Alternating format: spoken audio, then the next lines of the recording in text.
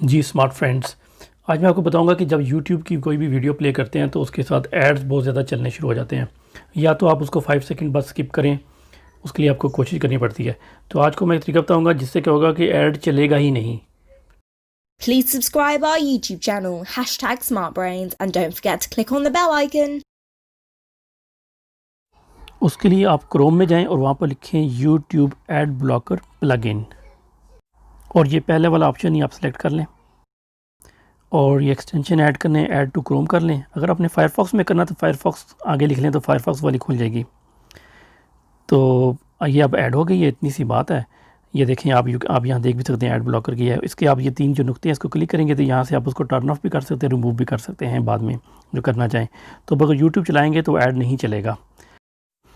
Thanks for watching my video. इस channel को like करें, सब्सक्राइब करें और शेयर करें और इससे फ़ायदा उठाएँ। Thank you.